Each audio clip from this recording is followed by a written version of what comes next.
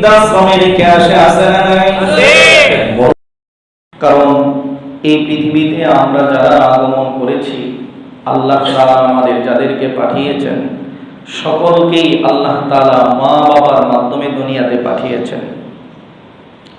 এখানে কিছু ভিন্নতা আছে, কিন্তু স্বাভাবিকভাবে সকলকেই এই দুনিয়াতে আসার মাধ্যম বানিয়েছেন মা এবং বাবা। এই মা বাবার হক সম্পর্কে আমরা না জানা থাকার কারণে এবং অনেকে জানি কিন্তু না মানার কারণে প্রতিনিয়ত আমাদের কি পরিমাণ ক্ষতি হচ্ছে, কি পরিমাণ ক্ষতিগ্রস্ত আমরা হচ্ছি, এটা আমরা অনেক সময় নিজেরাও বুঝি না। মা বাবা কত মূল্যবান রত্ন, মা বাবা কত মর্যাদাবান একজন ব্যক্তি, কত মূল্যায়ন তাদেরকে করতে হবে, এটা আমরা জানি না, অনেক সময় জানলেও মানি না। আজকে আমরা সেই বিষয়টা নিয়ে আলোচনা করব, অনেক লম্বা আলোচনা, চেষ্টা করব সংক্ষেপে আপনাকে আমি মা বাবার হক সম্পর্কে কিছু বোঝানোর জন্য, যাতে করে আমরা সকলেই মিলেমিশে আমল করে আল্লাহ তাআলার জান্নাতে যেতে পারি। সকলে বলে আমিন। মা বাবার হক সম্পর্কে আমরা সর্বপ্রথম মা বাবার সম্পর্কে কোরআন এবং হাদিস, আল্লাহ এবং আল্লাহর রাসূল আমাদেরকে কি নির্দেশ দিয়েছেন, আমরা কোরআন এবং হাদিস থেকে 9টা নির্দেশ ইনশাআল্লাহ শুনব। তারপরে যদি সময় থাকে তাহলে আমরা মা বাবার যে হক সেটা আদায় করলে আমাদের কি পরিমাণ লাভ হবে সে ব্যাপারে আলোচনা করব। সর্বপ্রথম আমরা কোরআনের মা বাবার হক সম্পর্কে, মা বাবা সম্পর্কে আল্লাহ তাআলা সন্তানদেরকে কি নির্দেশ দিয়েছেন সেটা আমরা শুনব। আমরা 9টি কথা বলবো, 9টি নির্দেশ আল্লাহ এবং তার রাসূল কোরআন এবং হাদিসে দিয়েছেন। আল্লাহ তাআলা পিতামাতা সম্পর্কে পবিত্র কোরআনুল কারীমে সর্বপ্রথম যে নির্দেশনাগুলো দিয়েছেন ধারাবাহিকভাবে আমরা বলবো, অত্যন্ত মনোযোগ দিয়ে শোনার চেষ্টা করব ইনশাআল্লাহ। আল্লাহ তাআলা পিতামাতা সম্পর্কে সন্তানদের প্রতি কোরআনুল কারীমের সূরাতুল বনী ইসরাঈলের 23 এবং 24 নম্বর আয়াতে 6টা নির্দেশ দিয়েছেন। কয়টা? 6টা। সূরাতুল বনী ইসরাঈলের 23 এবং 24 নম্বর আয়াতে আল্লাহ তাআলা 6টা নির্দেশ দিয়েছেন। 1 নাম্বার আল্লাহ তাআলা বলেন, ওয়া রাব্বুকা আল্লা তা'বুদু ইল্লা ইয়্যাহু ওয়া বিল ওয়ালিদাইনি ইহসানা। আল্লাহ তাআলা সন্তানদেরকে মা বাবা সম্পর্কে 1 নাম্বার নির্দেশ দিয়েছেন। আল্লাহ তাআলা বলেন, তোমরা তোমাদের মা বাবার সাথে সৎ আচরণ করবে। 1 নাম্বার, তোমরা তোমাদের মা বাবার সাথে সৎ আচরণ করবে। 2 নাম্বার আল্লাহ তাআলা নির্দেশ দিলেন, ইম্মা ইয়াবলুগান্না ইনদাকাল কিবারা আহাদুহুমা আও কিলাহুমা ফালা তাকুল লাহুমা উফ। আল্লাহ তাআলা 2 নম্বর নির্দেশ দিলেন, তোমাদের মা এবং বাবা যদি তোমাদের কাছে বৃদ্ধ অবস্থায় উপনীত হয় তাহলে তাদেরকে তোমরা উফ পর্যন্ত বলবে না, তোমরা এমন কোনো আচরণ তাদের সামনে করবে না, তোমরা তাদের সামনে নিজের বিরক্তি ভাব প্রকাশ করবে না। সুবহানাল্লাহ। 3 নম্বর আল্লাহ তাআলা আদেশ দিলেন, ওয়ালা তানহারহুমা, মা বাবাকে ধমক দিবে না। 3 নম্বর আদেশ হলো মা বাবাকে ধমক দেওয়া যাবে না। 4 নম্বর আদেশ আল্লাহ তাআলা দিলেন, ওয়াকুল্লাহুমা কওলান কারীমা, তাদের সাথে সম্মানজনক কথা বলবে। সুবহানাল্লাহ বলেন। মা বাবার সাথে সম্মানজনক কথা বলতে হবে, এমন কোনো কথা বলা যাবে না যে কথা বলার কারণে মা বাবার মনে কষ্ট হয়। সম্মান দিয়ে তাদেরকে কথা বলতে হবে। 5 নাম্বার আল্লাহ তাআলা বলেন, ওয়াফিল লাহুমা জানাহাতুল্লি মিনার রাহমা। আল্লাহ তাআলা বলেন, তাদের সামনে ভালোবাসার সাথে নম্রভাবে মাথা নত করে দিবে। তাদের সামনে নম্রভাবে ভালোবাসার সাথে মাথা নত করে দিবে। তাদের সামনে সব সময় দুর্বলের মতো থাকবে। তাদের সামনে নিজেকে শক্তিশালী এবং তাদের সামনে নিজেকে বড়াই করে প্রকাশ করবে না। সুবহানাল্লাহ। 6 নম্বর আল্লাহ তাআলা বলেন, ওয়াকুর রাব্বিরহামহুমা কামা রাব্বায়ানি সগীরা। আল্লাহ তাআলা সন্তানদেরকে মা বাবা সম্পর্কে নির্দেশ দিলেন, তোমরা মা বাবার জন্য দোয়া করবে। দোয়াটাও আমার আল্লাহ দুনিয়ার মানুষকে শিখিয়ে দিয়েছেন। সুবহানাল্লাহ। আল্লাহ তাআলা বলেন দোয়াটা কিভাবে করবে, আল্লাহ শিখিয়ে দিলেন, ওয়াকুল রাব্বিরহামহুমা কামা রাব্বায়ানি সগীরা। আল্লাহ তাআলা কোরআনুল কারীমের ভিতরে মা বাবার জন্য কোন পদ্ধতিতে দোয়া করতে হবে আল্লাহ তাআলা শিখিয়ে দিলেন। আল্লাহ তাআলা এই দোয়াটা দুনিয়ার সব সন্তানদেরকে শিখিয়ে দিলেন। সন্তান, তোমার মা দুনিয়ায় জীবিত থাকলেও, তোমার বাবা দুনিয়াতে জীবিত থাকলেও এই দোয়া মা বাবার জন্য করবে। এবং মা বাবা যদি দুনিয়া থেকে বিদায় নিয়ে কবরে চলে যায় তাহলেও তোমরা এই দোয়াটা করবে। সবাই আমার সাথে পড়েন, ওয়াকুল রাব্বিরহামহুমা কামা রাব্বায়ানি সগীরা। এই দোয়ার অর্থ হলো আল্লাহ তাআলার কাছে তুমি এইভাবে বলো, হে আমার প্রতিপালক, যেভাবে আমাকে শৈশবে লালন পালন করেছে তুমি, তেমনি ভাবে আপনি তাদের প্রতি রহমের আচরণ করেন। সুবহানাল্লাহ। এই দোয়া যখন তুমি তোমার মা বাবার জন্য করবে, সন্তান যখন মা বাবার জন্য কোনো দোয়া করে, তাহলে আল্লাহ তাআলা সেই দোয়া কখনো ফিরিয়ে দেন না। সুবহানাল্লাহ। কোরআনের এই 6টা নির্দেশনা। এবার কোরআনুল কারীমে সূরা লুকমানের 14 নম্বর আয়াতে আরেকটা নির্দেশ দিয়েছেন। আল্লাহ তাআলা বলেন 7 নম্বর নির্দেশ, আল্লাহ তাআলা বলেন, ওয়াসাইনাল ইনসানা বিওয়ালিদাইহি হামালাতহু উম্মুহু ওয়াহনান আলা ওয়াহনিন ওয়া ফিসালুহু ফি আমাইনি আনিশকুরনি ওয়া লিওয়ালিদাইকা ইলাইয়াল মাসীর। আল্লাহ তাআলা এই আয়াতের মধ্যে মা বাবা সম্পর্কে আরেকটা নির্দেশ দিলেন। আল্লাহ তাআলা বলেন, আনিশকুরনি ওয়া লিওয়ালিদাইক, তুমি আমার শুকর আদায় করবে। আল্লাহ তাআলা বলেন, হে দুনিয়ার সমস্ত মানুষ, তোমরা আমার শুকর আদায় করবে এবং তোমার মা বাবার শুকর আদায় করবে। সুবহানাল্লাহ। বন্ধু আমার, ভালো করে বোঝার চেষ্টা করেন, আল্লাহ তাআলার শুকর আদায় করতে হবে। আল্লাহ তাআলার শুকর আদায়ের সাথে সাথে কার শুকর আদায় করতে হবে? জোরে বলেন কার? দেখেন, মা বাবার বিষয়টা আল্লাহ তাআলা আল্লাহ নিজের সাথে উল্লেখ করেছেন। আল্লাহ তাআলা বললেন, আনিশকুরনি, তোমরা আমার কৃতজ্ঞতা জ্ঞাপন করবে, এবং তোমার মা বাবার কৃতজ্ঞতা জ্ঞাপন করবে। বোঝা গেল এই দুনিয়াতে যে সমস্ত নাফরমানগুলো আল্লাহর কৃতজ্ঞতা জ্ঞাপন করে না, শুকরিয়া করে না, নিজের মা বাবার শুকর আদায় করে না, কৃতজ্ঞতা জ্ঞাপন করে না, সরাসরি আল্লাহর নির্দেশের বিপরীত কাজ করে। কথা বলে ঠিক কিনা? সমাজে এরকম অনেক মানুষ আছে, মা বাবাকে মা বাবা মনে করে না। মা বাবাকে তারা এমন এক মর্যাদার স্থানে রাখে, এমন এক জায়গার মধ্যে রাখে, মনে হয় মা বাবা বাড়ির মধ্যে সব চাইতে বেশি একটা জিনিস আছে না নাই?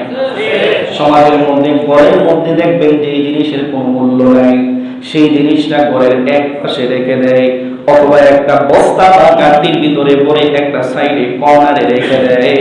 আপনি দেখবেন অনেক সমাজের মধ্যে এমন মা বাবা আছে, নিজে অনেক সুন্দর সুন্দর জায়গার মধ্যে থাকে, নিজের যে স্থানটা, যে জায়গার মধ্যে নিজে থাকে, খুব গোছানো, সুন্দর করে সাজানো গোছানো, নিজের ঘরের ভিতরে বাতাসের সুন্দর ব্যবস্থা আছে, দক্ষিণ পাশ দিয়ে বাতাস আসে, কিন্তু মা এবং বাবাকে এমন একটা ঘরের ভিতরে রাখে যেই ঘরের ভিতরে চেষ্টা করলেও বাতাস ঢুকতে পারে না। মনে রাখবেন, মা বাবার যদি কৃতজ্ঞতা জ্ঞাপন না করেন, আল্লাহর নির্দেশ সরাসরি সীমালঙ্ঘন হয়ে যায়। আপনি মনে করবেন না মা বাবাকে আপনি দূরে ঠেলে দিয়ে আপনি অনেক বড় সম্মানী হয়ে যাবেন। আল্লাহর কসম করে বলতে পারি, যে সমস্ত সন্তানগুলো নিজের মা বাবাকে নিজের থাকার জায়গার ঘরের ভিতরে জায়গা দেয় না, মা বাবাকে ঘরের ভিতরে আসতে দেয় না, মা বাবাকে এমন স্থানে রাখে যেই জায়গায় ঘরের কাজ কর্ম করে তারা যেখানে থাকে, ঘরের চাকর যেখানে থাকে, মা বাবাকে সেখানে ফেলে রাখে, আছে না? আর কিছু নরকঙ্ক এমন আছে নিজের বাড়ি সুন্দর বিল্ডিং বাড়ি আছে, গাড়ি আছে, ঘর আছে, সব আছে, তারপরেও মা বাবাকে বৃদ্ধাশ্রমে রেখে আসে, আছে না? বড় শিক্ষিত, সব শিখেছে, মা বাবা সম্পর্কে সব কিছু করেছে, কিন্তু ইসলাম এবং দ্বীনের জ্ঞান না থাকার কারণে নিজের মা বাবাকে নিজের ঘরের ভিতরে জায়গা দেয় না। সেই মা বাবা বৃদ্ধাশ্রমে থাকে, আর সেখানে অন্য মা বাবার সাথে আলোচনা করে যে আমার সন্তানগুলোকে আমি নিজে লেখাপড়া করিয়েছি, আমি নিজে না খেয়ে আমার সন্তানকে লালন পালন করেছি, আমি নিজে না খেয়ে নিজে পরিশ্রম করে আমার সন্তানকে বড় করেছি, লেখাপড়া করিয়েছি, বিদেশ পাঠিয়েছি, কিন্তু অত্যন্ত ভাগ্যের বিষয় ঈদের মধ্যেও অনেক সময় বাড়িতে যাইতে পারি না, নিজের নাতি নাতকদের সাথে একটু খেলাধুলা করব সেই সুযোগটা পর্যন্ত হয় না। বৃদ্ধাশ্রমে রেখে এসেছেন, মনে করবেন খোদার কসম করে বলি আপনার মতো পোড়াকোবাল সন্তান এই দুনিয়ার জমিনে আর একটাও নাই, কথা বলে ঠিক? আল্লাহ নির্দেশ দিয়েছেন সূরা লুকমানের 14 নম্বর আয়াতে, ওয়াসাইনাল ইনসানা বিওয়ালিদাইহি হামালাতহু উম্মুহু ওয়াহনান আলা ওয়াহনিন ওয়া ফিসালুহু ফি আমাইনি আনিশকুরনি ওয়া লিওয়ালিদাইক। আল্লাহ তাআলা বলেন আমার শুকর আদায় করবে এবং তোমার মা বাবার শুকর আদায় করবে। 8 নাম্বার আল্লাহ রাসূল সাল্লাল্লাহু আলাইহি ওয়াসাল্লাম নির্দেশ দিয়েছেন, মুসনাদ আহমদের 22,075 নম্বর হাদিস, আল্লাহ রাসূল সেই হাদিসের মধ্যে 10টা উপদেশ দিয়েছেন দুনিয়ার সব মানুষদেরকে। কয়টা? 10টা। বলেন কয়টা? 10টা। আল্লাহ রাসূল সেই হাদিসের মধ্যে 10টা উপদেশ দিয়েছেন, ওসিয়ত করেছেন। এর মধ্য থেকে একটা উপদেশ আল্লাহ রাসূল বলেন, ওয়ালা তাউকান্না ওয়ালিদাইকা ওয়া ইন আমারাকা আন তাখরুজা মিন আহলিকা ওয়া মালিক। আল্লাহ রাসূল বলেন তোমার মা বাবা যদি তোমাকে ত্যায্যপুত্র করে দেয়, তোমাকে যদি বাড়ি থেকে বের করে দেয়, তোমাকে যদি তোমার মা বাবা ঘর থেকে সম্পদ না দিয়ে বের করে দেয়, কত কঠিন কথা আল্লাহ রাসূল বলেছেন, তারপরেও তোমার মা বাবার সাথে নাফরমানি করবে না, মা বাবার অবাধ্য করবে না, এটা আল্লাহ রাসূল বলেছেন। সমাজে এরকম অনেক মানুষ আছে নিজের বাবা সম্পত্তি তারা দেয় নাই, নিজের বাবা যে কোনো কারণে সম্পত্তি তাকে দেয় নাই, মৃত্যুর পরে কিন্তু সন্তান সম্পত্তি পাবে। বাবা মৃত্যুর আগে সন্তান সম্পত্তি নেওয়ার জন্য নিজের বাবাকে জবাই করে, আছে না? নিজের বাবাকে মেরে পর্যন্ত ফেলে, এরকম ঘটনা আছে না নাই? আহারে কত পোড়া কপাল সন্তান, যে সন্তানের জন্য নিজের জীবনের সব কিছু ত্যাগ করে, রক্ত পানি করে, গাম জড়িয়ে সারাদিন কাজকর্ম করে, যে বিল্ডিং করেছে, জমি রেখেছে, সব কার জন্য? সন্তানের জন্য। আর সেই সন্তান বাবার মৃত্যুর অপেক্ষা না করে সম্পদগুলো পাওয়ার জন্য, সম্পদগুলো নিজের নামে লিখিয়ে নেওয়ার জন্য, এমন অনেক সময় হয় বহু কষ্ট করে বাবা অর্জিত সম্পদগুলোকে নেওয়ার জন্য রাতের অন্ধকারে বাবাকে মেরে ফেলে। আল্লাহ রাসূল বলেছেন, সাবধান সাবধান, তোমার মা বাবা যদি তোমাকে ত্যায্যপুত্র করে দেয়, তোমার মা বাবা যদি তোমাকে বাড়ি থেকে বের করে দেয়, তারপরেও তোমার মা বাবার সাথে নাফরমানি করবা না, এই আদেশ আল্লাহ রাসূল দিয়ে গিয়েছেন। 8 নাম্বার 9 নাম্বার আল্লাহ রাসূল বলেন, সহিহ বুখারী হাদিস নাম্বার 5975 নম্বর হাদিস, আল্লাহ রাসূল সাল্লাল্লাহু আলাইহি ওয়াসাল্লাম বলেন, ইন্নাল্লাহা হারামা আলাইকুম উকুকাল উম্মাহাত। আল্লাহ রাসূল বলেছেন, আল্লাহ তাআলা মা বাবার নাফরমানি করা তোমাদের উপর হারাম করে দিয়েছেন। মা বাবার নাফরমানি করা হারাম করে দিয়েছেন। এই 9টা নির্দেশ আল্লাহ রাসূল এবং আল্লাহ তাআলা কোরআন এবং হাদিসে দিয়েছেন। বলেন আজ সমাজের মধ্যে যে পরিস্থিতি, আজ সমাজের মধ্যে এই 9টা আদেশকে মানুষ হাজারো মানুষ এই 9টার কোনো দাঁড় দেয় না, আছে না নাই? আমি আপনাকে আবার একটু ব্যাখ্যা বিশ্লেষণ করে বলি। 1 নাম্বারটা বলেছি, মা বাবার সাথে সদাচরণ করতে হবে। মা বাবার সাথে সদাচরণ সরাসরি নির্দেশ কার? আল্লাহ। যারা বলেন কার? আল্লাহ। যে সমস্ত সন্তানগুলো নিজের মা বাবার সাথে সুন্দর আচরণ করে না, যে সমস্ত সন্তানগুলো নিজের মা বাবার সাথে ভালো আচরণ করে না, উত্তম আচরণ করে না, বরং নিজের মা বাবাকে বাবা পর্যন্ত ডাকে না, বুড়া ডাকে, নিজের মাকে মা ডাকে না, নিজের মাকে বুড়ি ডাকে, এরকম অনেক সন্তান সমাজে আছে। যেই সন্তানগুলো নিজের মা বাবাকে বুড়া বুড়ি ডাকে, আছে না নাই?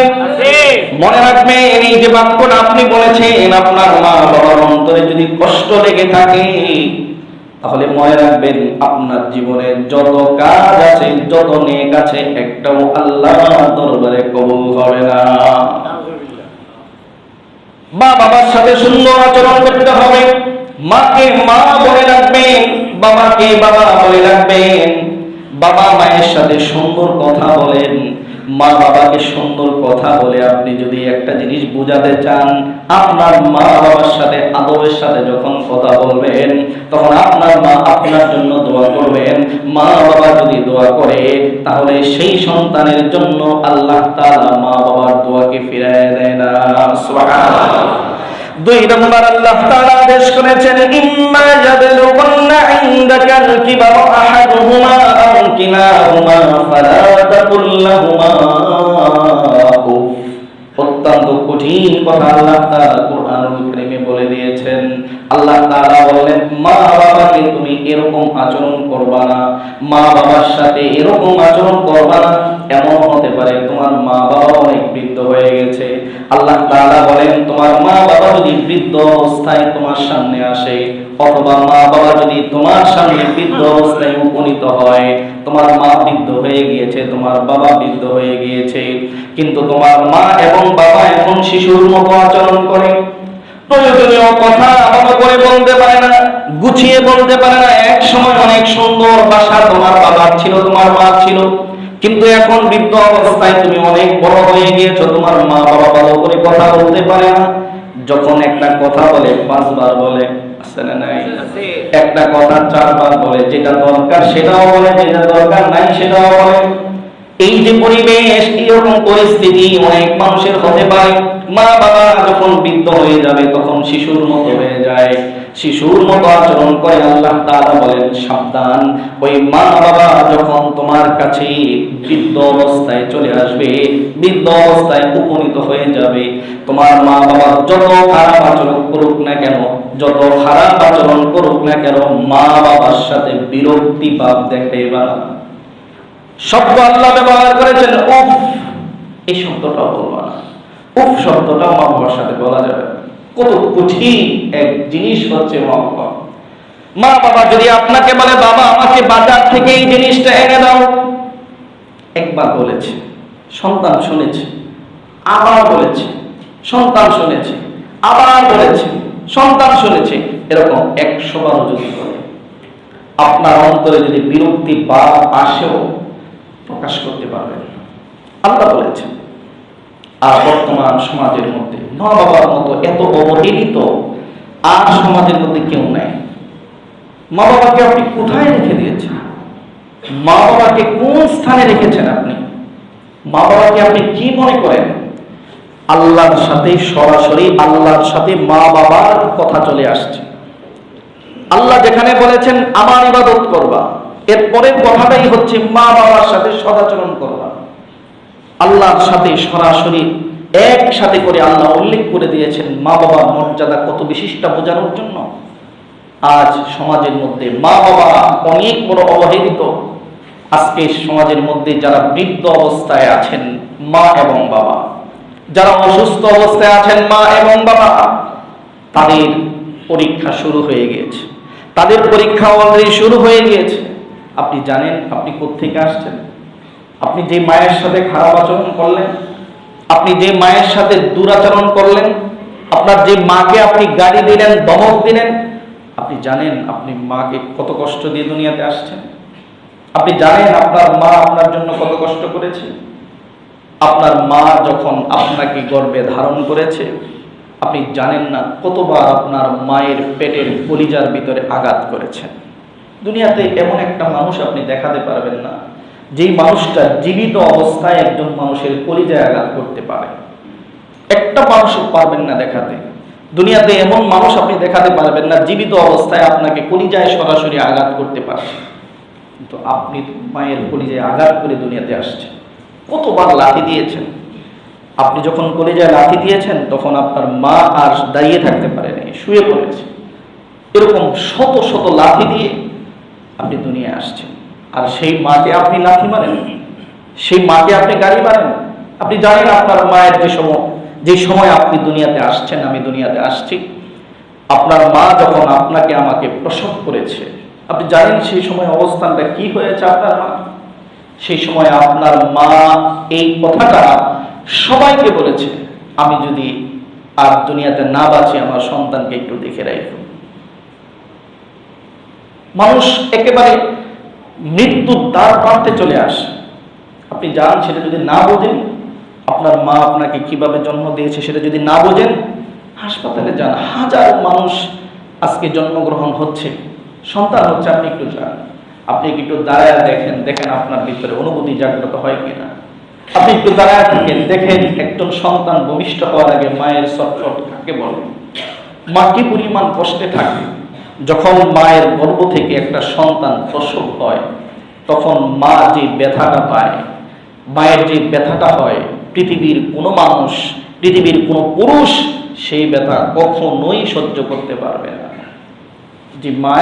যে মাকে আপনি কষ্ট দিয়ে দুনিয়াতে আসছেন, আর সেই মা আজকে বৃদ্ধ হয়ে গিয়েছে, আপনি সেই মাকে দেখতে পারেন না। সেই মায়ের জন্য ঘরের ভিতরে ভালো জায়গা নাই, ভালো খাবার নাই। আপনি মাকে খাবার দিয়েছেন যেখানে চাকর বসে খায়। আপনি মাকে জায়গা দিয়েছেন যেই জায়গায় চাকর ঘুমায়। আপনি মাকে জায়গা দিয়েছেন এমন স্থানে যে জায়গায় ভালো বিছানা নেই। আপনি মাকে থাকার জন্য ঘর দিয়েছেন এমন জায়গায় যেই জায়গায় আপনার চাকর, গরু, ছাগল আপনি বেঁধে রাখেন তার পাশে। আপনি দোতলায় সুন্দর জায়গায় ঘুমান।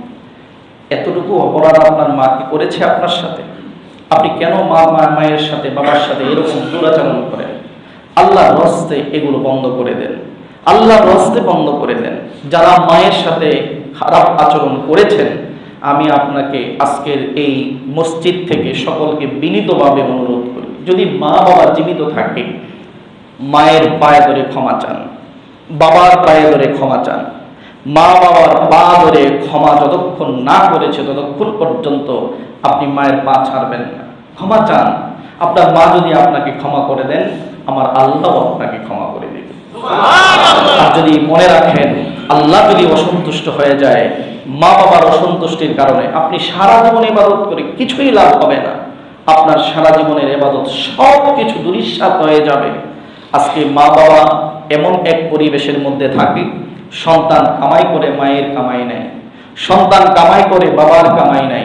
এজন্য ভয়ে বলতেও পারে না, ভয়ে বলতে পারে না যে আমার এইটা লাগবে, আমার ওইটা লাগবে, অনেক কিছু চায়। আপনার চোখের সামনে তো আপনার মা দেখছে, আপনি আপনার স্ত্রীকে, আপনার সন্তানকে প্রত্যেক বছর ঈদের সময় সুন্দর জামা কিনে দিচ্ছেন। আপনার সামনে, আপনার মায়ের সামনে আপনি আপনার সন্তানকে মিষ্টি খাওয়াচ্ছেন। আপনার মায়ের সামনে আপনি মিষ্টি খাওয়াচ্ছেন আপনার সন্তানকে। আপনার মার মনে কি একটু কষ্ট লাগে না? আমার সন্তান আমারে খাওয়ায় না, আমার সন্তান আমাকে দেয় না। মা কখনো প্রকাশ করে না, মা কখনো এটা বললো না যে সন্তান আমাকে একটু দেও। মা দূর থেকে কষ্ট পায়। কেন আপনি মা বাবাকে একটু একটা আপেল কিনে দেওয়ার ক্ষমতা হলো না? আপনার সন্তানকে আপনি যেমন ভালোবেসেছেন, আপনাকেও আপনার মা বাবা ছোট অবস্থায় ওইরকম ভালোবেসেছে। আপনি দুনিয়াতে এইভাবে আসেন নাই। আপনি জানেন কতবার রাত্রে আপনি আপনার মাকে কষ্ট দিয়েছেন, কতবার রাতে আপনি আপনার মাকে নির্যাতন করেছেন, অত্যাচার করেছেন, জুলুম করেছেন। নির্যাতন, জুলুম, অত্যাচার শব্দগুলো যদিও কঠিন, তারপরও এটাই আমরা করেছি। মায়ের ঘুম শুরু হয় যখন আপনি চিৎকার দিয়েছেন, মায়ের ঘুম যখন শুরু হবে আপনি প্রস্রাব করে দিয়েছেন, আমি আর আপনি প্রস্রাব করে দিয়েছি, সন্তান প্রস্রাব করে দিয়েছে, সন্তান খাবারের জন্য কান্না করেছে, মায়ের ঘুম শেষ। 2টা বছর কি পরিমাণ কষ্ট আমি আর আপনি আপনার মা বাবাকে দিয়েছি। অনেক আলেম এবং অনেক ভাই এখন বলে, আমাদের একজন বুজুর্গ আনিসুর রহমান আশরাফি দামাত বারাকাতুহু, উনি বলেন আমরা অনেক দরিদ্র ছিলাম, অনেক কষ্ট করে দুমুঠো ভাতের জন্য, দুমুঠো খাবারের জন্য, তরকারির জন্য অনেক কষ্ট করেছি, কিন্তু আল্লাহ তাআলা ওনাকে এখন অনেক অসাদ দিয়েছেন। উনি বলেন এখন বাবা নাই দুনিয়াতে, কিন্তু টাকা আছে, ইচ্ছা জাগে বাবারে কিছু খাওয়াই, কিন্তু বাবা তো নেই। যাদের বাবা দুনিয়াতে নেই, যাদের মা দুনিয়াতে নেই, আপনি বাবা মাকে কষ্ট দিয়ে থাকলে আল্লাহর রাস্তায় আল্লাহর কাছে ক্ষমা চান। আল্লাহ তাআলা আমাদের সকলকে বুঝায় এবং আমল করার তৌফিক দান করুন। এরপরে আমরা আলোচনা করব মা বাবার সেবায় একজন মানুষের কি পরিমাণ উপকার হয়, মা বাবার সেবা করলে একজন মানুষ কি পরিমাণ উপকার হয়, তার কি পরিমাণ লাভ হয়, খুব ভালো করে বোঝার চেষ্টা করেন। সুনান ইবনে মাজাহ হাদিস নাম্বার 2781 নম্বর হাদিস, আল্লাহ রাসূল সাল্লাল্লাহু আলাইহি ওয়াসাল্লাম বলেছেন, তিনি আল্লাহ রাসূল সাল্লাল্লাহু আলাইহি ওয়াসাল্লামের কাছে একজন সাহাবী এসে বললেন, ইয়া রাসূলুল্লাহ, আমি আল্লাহর জন্য, জান্নাতে যাওয়ার জন্য এবং আপনার সাথে যুদ্ধ করতে চাই। সুবহানাল্লাহ। আল্লাহকে রাজি করার জন্য, জান্নাতে থাকার জন্য এবং আপনার সাথে থেকে যুদ্ধ করতে চাই। আল্লাহ রাসূল বলেছেন, তোমার মা কি জীবিত আছে? তোমার মা বাবা কি জীবিত আছে? তোমার মা কি জীবিত আছে? সাহাবী বললেন, ইয়া রাসূলুল্লাহ, জীবিত আছে। বললেন, তোমার মার সেবা করো। সুবহানাল্লাহ। তোমার মায়ের কি করো? সেবা করো। আল্লাহ রাসূল সাল্লাল্লাহু আলাইহি ওয়াসাল্লাম তাকে বাড়িতে ফিরে যাওয়ার জন্য আদেশ করলেন এবং মায়ের সেবা করার জন্য আদেশ করলেন। সাহাবী যে পাশে ছিলেন ঘুরে অন্য পাশে গিয়ে আমার একই কথা বললেন, ইয়া রাসূলুল্লাহ, আমি আল্লাহর সন্তুষ্টির জন্য, জান্নাতের জন্য আপনার সাথে থেকে জিহাদ করতে চাই। সুবহানাল্লাহ। আল্লাহ রাসূল আবার বললেন, তোমার মা কি জীবিত আছে? সাহাবী বললেন, ইয়া রাসূলুল্লাহ, জীবিত আছে। আল্লাহ রাসূল বললেন, যাও, বাড়িতে ফিরে যাও, তোমার মায়ের সেবা করো। সুবহানাল্লাহ। সাহাবী এবার সামনে গেলেন, গিয়ে বললেন, ইয়া রাসূলুল্লাহ, আল্লাহর জন্য এবং জান্নাতের জন্য আপনার সাথে থেকে জিহাদ করতে চাই। 3 বার যখন বলেছে, আল্লাহ রাসূল বলেছেন, তোমার মা কি জীবিত আছে? সাহাবী উত্তর দিলেন, ইয়া রাসূলুল্লাহ, আমার মা জীবিত আছে। তখন আল্লাহ রাসূল বললেন, যাও, তোমার মায়ের সেবা করো, তোমার মায়ের পা ধরে রাখো, পায়ের কাছে থাকো, সেখানেই তোমার জান্নাত। সুবহানাল্লাহ। আপনি একটু চিন্তা করেন, আল্লাহ রাসূল সাল্লাল্লাহু আলাইহি ওয়াসাল্লাম জিহাদে যাওয়া থেকে ওনাকে ফিরিয়ে দিলেন মায়ের সেবা করার জন্য। আল্লাহ রাসূল সাল্লাল্লাহু আলাইহি ওয়াসাল্লাম জিহাদে যাওয়া থেকে ওনাকে বাধা দিলেন আর বললেন, তুমি যাও, তোমার মায়ের সেবা করো। এত বড় একটা ফজিলতপূর্ণ কাজ হচ্ছে জিহাদ করা। সেই জিহাদ করা বাকি রেখে, জিহাদ করা বাদ রেখে আল্লাহর রাসূল নিজের মায়ের সেবা করার জন্য পাঠিয়ে দিলেন। তার মানে হচ্ছে জিহাদ করে একজন মানুষ যে পরিমাণ সওয়াব অর্জন করবে, মা বাবার সেবা করে তার চাইতেও দ্বিগুণ সওয়াব তার আমলনামায় জমা হয়ে যাবে। সুবহানাল্লাহ। জিহাদের সমপরিমাণ সওয়াব যদি আপনি পেতে চান, তাহলে আপনার মা বাবার সেবা করুন। মা বাবার সেবা করলে, জিহাদ করলে যে পরিমাণ সওয়াব হবে, আপনার আমলনামায় সেই পরিমাণ সওয়াব হবে। আল্লাহ রাসূল সাল্লাল্লাহু আলাইহি ওয়াসাল্লাম তিরমিজি শরীফের 1899 নম্বর হাদিসের মধ্যে বলেছেন, কোন মানুষ যদি তার ইবাদতের মাধ্যমে, তার সেবার মাধ্যমে মা বাবাকে সন্তুষ্ট করতে পারে, আল্লাহ রাসূল বলেছেন সাথে সাথে আল্লাহ তাআলাও তার প্রতি সন্তুষ্ট হয়ে যাবে। সুবহানাল্লাহ। মা বাবাকে যদি সন্তুষ্ট করতে পারো, তাহলে আল্লাহও সন্তুষ্ট হয়ে যাবে। আর মনে রাখবেন, যদি আল্লাহ তাআলা আপনার প্রতি সন্তুষ্ট হয়ে যায়, তাহলে অবশ্যই আল্লাহ তাআলা আমাকে আপনাকে জান্নাতে দিবেন, এতে কোনো সন্দেহ নাই। সুবহানাল্লাহ। 3 নাম্বার ফজিলত মা বাবার সেবা করার। আল্লাহ রাসূল সাল্লাল্লাহু আলাইহি ওয়াসাল্লাম বলেন, পিতা হলো তোমার জান্নাতের দরজা। সুবহানাল্লাহ। পিতা হলো জান্নাতের দরজা। ইচ্ছা করলে তুমি এটাকে ভেঙে ফেলতে পারো, ইচ্ছা করলে তাকে তুমি ঠিক রাখতে পারো।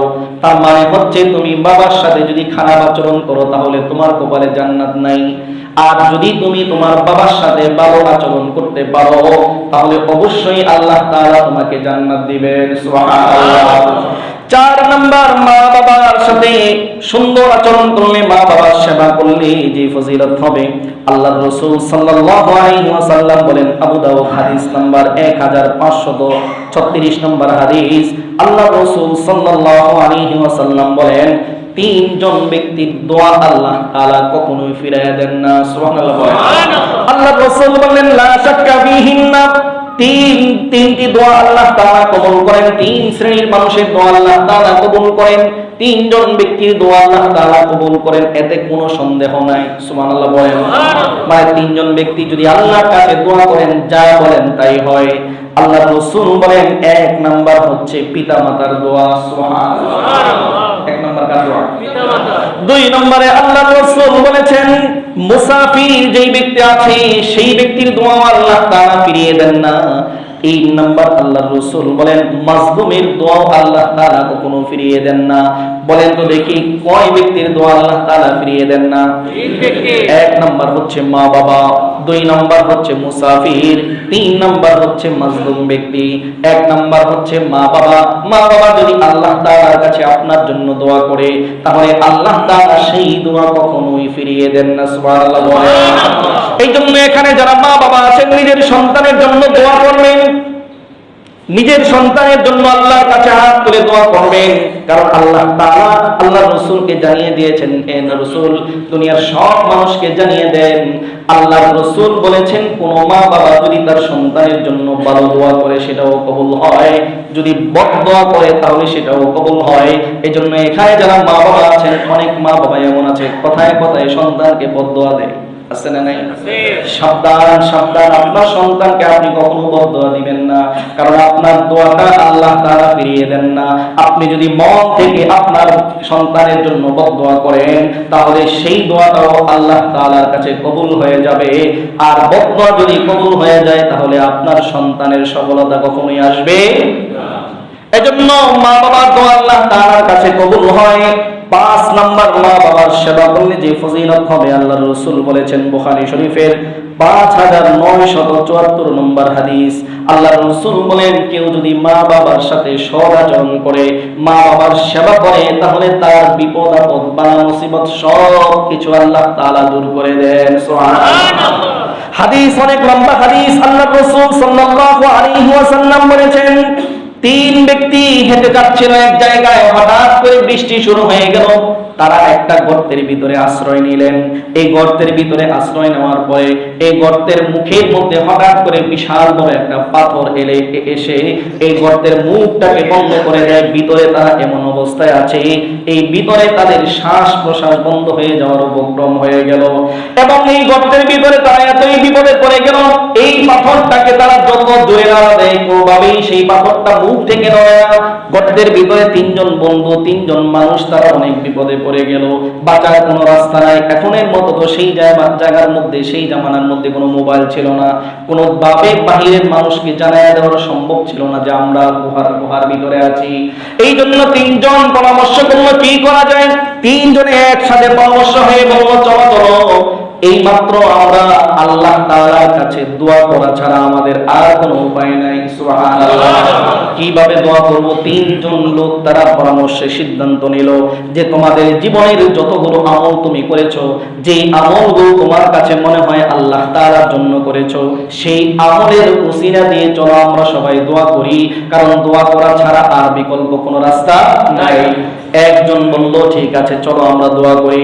এবার তারা সুন্দর করে আল্লাহ তাআলার কাছে দোয়া করেন। প্রথম ব্যক্তি যখন দোয়া করলো, আল্লাহ রাব্বুল আলামিনের কাছে যেই উসিলা দিয়ে, মা বাবার উসিলা দিয়ে, মা বাবাকে তিনি সেবা করেছেন, একদিন প্রতিদিন তিনি গাভী থেকে দুধ দহন করে মা বাবাকে খাওয়াতেন। মা বাবাকে দুধ দহন করে সর্বপ্রথম মা বাবার মুখে দিতেন, তারপরে সন্তানের মুখে দিতেন। একদিন ঘটনাক্রমে এই রাত্রে, যেই রাত্রে এই ঘটনাটা ঘটেছে, সেই রাত্রে তিনি বাড়িতে থাকেন নাই, দূরে ছিলেন। বাড়িতে এসে দেখেন মা বাবা ঘুমিয়ে গিয়েছে। এই জন্য দুধ দহন করে তিনি মা বাবার পাশে গিয়ে গ্লাসের মধ্যে দুধ নিয়ে দাঁড়িয়ে আছেন। এমন করে করে সারা রাত্র দাঁড়িয়ে গেল। সকালবেলা মা বাবা যখন জাগ্রত হলো, দেখে তাকে নিজের সন্তান মা বাবার পাশে দাঁড়িয়ে আছে। সুবহানাল্লাহ। এই উদ্দেশ্যটা নিয়ে আল্লাহ তাআলার কাছে দোয়া করেছেন, আল্লাহ সেই দিন যে আমি কাজটা করেছি শুধুই মাত্র তোমার জন্য করেছি। আল্লাহ তাআলা সেই দোয়া কবুল করে সাথে সাথে দেখেন কত জ্বলন্ত প্রমাণ হাদিসের মধ্যে মিলে। আল্লাহর রাসূল বলেন, যে পাথরের মধ্যে তারা হাত দেয় নাই, যে পাথরের মধ্যে তারা কাজ করে নাই, সেই পাথরটা দোয়া করার সাথে সাথে 3 ভাগের 1 ভাগ ফাঁকা হয়ে গিয়েছে। সুবহানাল্লাহ। বলা লাগে নাই, সাথে সাথে দোয়ার মাধ্যমে আল্লাহ তাআলা সেই পাথরটাকে ফাঁকা করে দিলেন। আর আরেকজন ব্যক্তি তিনি আবার হাত তুলে দোয়া করলেন, কারণ যে পরিমাণ ফাঁকা হয়েছে বাতাস আসে কিন্তু বাইরে যাওয়া সম্ভব না। দ্বিতীয় ব্যক্তি দোয়া করতে লাগলো আল্লাহর কাছে নিজের জীবনের সবচাইতে উত্তম আমলের মাধ্যমে, যে আমলটা আল্লাহর দরবারে কবুল হয়েছে মনে হচ্ছে এবং আল্লাহর জন্য করেছে, এমন একটা দোয়া করেছে। তিনি একবার এক মহিলাকে আদেশ করেছেন, এক মহিলাকে বলেছেন তার সাথে খারাপ কাজ করার জন্য। ঘটনাক্রমে সেই মহিলার সাথে যখন খারাপ কাজের জন্য গিয়েছে, সেই মহিলা বলেছে তুমি আল্লাহকে ভয় করো, আল্লাহর জন্য এই কাজ করো না। ওই দিন ওই যুবকটা যখন তার মহিলার মুখের কথা শুনল, সাথে সাথে সেই কাজ থেকে বিরত থাকলো। এই যে কাজটা করেছে সেই যুবকটা আল্লাহর জন্য করেছে, এই উসিলা দিয়ে আল্লাহর কাছে দোয়া করার সাথে সাথে সেই পাথরটা 2 ভাগের 1 ভাগ সরে গেল। সুবহানাল্লাহ। তৃতীয় নম্বর ব্যক্তি আল্লাহর কাছে দোয়া করলো, আল্লাহ রাব্বুল আলামিনের কাছে দোয়া করলো এমন একটা ওসিলা দিয়ে। তার কাছে একজন লোক কাজ করত, সেই লোককে সে টাকা না দিয়ে, টাকা দিয়েছে কিন্তু সেই লোকটা নিতে চায় না। এই জন্য তিনি পারিশ্রমিক না নিয়ে চলে গেছে। অনেক দিন পরে এসে বলল ভাই আমার পারিশ্রমিক দেন। আর এই পারিশ্রমিক দিয়ে ওই ব্যক্তি মালিক তার জন্য ছাগল কিনেছে, গরু কিনেছে। এটাকে লালন পালন করতে করতে অনেক গরু ছাগল করেছে। ওই লোক যখন এসে বলেছে ভাই আমার পারিশ্রমিক দেন, উনি বললেন এই যে তোমার গরু ছাগলগুলি নিয়ে যাও। ওই লোকটা বলে আপনি কি আমার সাথে ঠাট্টা করেন? এতগুলো টাকা তো আপনার কাছে আমি পাই না। বিস্তারিত বলার পরে ওই লোকটা খুশি হয়ে সবগুলি নিয়ে গেলেন। এই আমলটা আল্লাহর জন্য করেছেন, এই উসিলা দিয়ে দোয়া করার সাথে সাথে ওই পাথর পরিপূর্ণভাবে ফাঁকা হয়ে যায়। সুবহানাল্লাহ। এই ঘটনা থেকে আমরা বুঝতে পারলাম মা বাবার সাথে যদি সৎ ব্যবহার করেন, মা বাবার সাথে যদি সদাচরণ করেন, আপনার জীবনের যত বিপদ আছে, যত মুসিবত আছে সব কিছু দূর করে দিবেন কে? অনেক মানুষ অনেক সময় অনেক বিপদে পড়ে হয়রান হয়ে যায়, অনেক বিপদে পড়ে অনেক ধরনের পেরেশানিতে পড়ে যায়। ভাই আল্লাহর উপর ভরসা করে করতে পারি, আল্লাহর উপর ভরসা করে বলতে পারি, আপনার যখনই বিপদ আসবে আল্লাহর কাছে দোয়া করবেন, আপনার মা বাবাকে হাদিয়া দিবেন, মা বাবাকে গিফট করবেন। যেই দিন বিপদে পড়বেন, যেই দিন ব্যবসার মধ্যে সমস্যা হয়েছে, যেই দিন আপনার ব্যবসার মধ্যে একটা ঝামেলা হয়েছে, পারিবারিকভাবে আপনি ঝামেলায় পড়েছেন, বিভিন্ন সমস্যার মধ্যে পড়েছেন, আল্লাহর কাছে দোয়া করার পরে মায়ের কাছে দোয়া চাইবেন। মায়ের কাছে একটু হাদিয়ে নিয়ে যাবেন। জীবনে এমন অনেক সময় হয়েছে, কত বছর হয়েছে কোনোদিন আপনার মাকে তো একটু আপেলটা মুখে উঠে খাওয়ায় দেয় নাই, আপনি খাওয়ায় দেন নাই, আপনার মাকে একটু সেবা করেন নাই। কত ঈদ গেল, আপনার ছেলেকে ঈদ বোনাস দিলেন, আপনার নিজের সন্তানকে ঈদ বোনাস দিলেন, মেয়েকে ঈদ বোনাস দিলেন, কিন্তু আপনার বাবা মা শুধু তাকায় দেখছে, আপনি বাবা মারে দেন নাই। বাবা মার কি মন চায় না সে বাড়িতে গিয়ে বাহিরে গিয়ে একটা চা খাইতে? দরকার পড়ে না? এটা আপনার কাছে চাওয়া লাগবে না। তাকে সপ্তাহে গিফট করেন, প্রতি সপ্তাহে মাসে একবার তাকে গিফট দেন। আপনার মা বাবাকে কিছু গিফট করেন। কত মানুষকে খুশি করার জন্য কত কিছু করেছেন। মা বাবাকে আগে সন্তুষ্ট করেন, মা বাবা সন্তুষ্ট থাকলে আপনার বিপদ দূর হয়ে যাবে ইনশাআল্লাহ। রাজি আছেন ইনশাআল্লাহ? আজ থেকে প্রতিজ্ঞাবদ্ধ, কখনোই মা বাবার সাথে দুরাচরণ করব না, খারাপ আচরণ করব না ইনশাআল্লাহ। আগামী জুমায় আমরা ইনশাআল্লাহ শুনবো মা বাবার সাথে যদি কেউ খারাপ আচরণ করে তার পরিণতি কত ভয়ঙ্কর হতে পারে। আল্লাহ আমাদের সকলকে বুঝায় এবং আমল করার তৌফিক দান করুন। আমিন ওয়া আখিরু দাওয়ানা আলহামদুলিল্লাহ।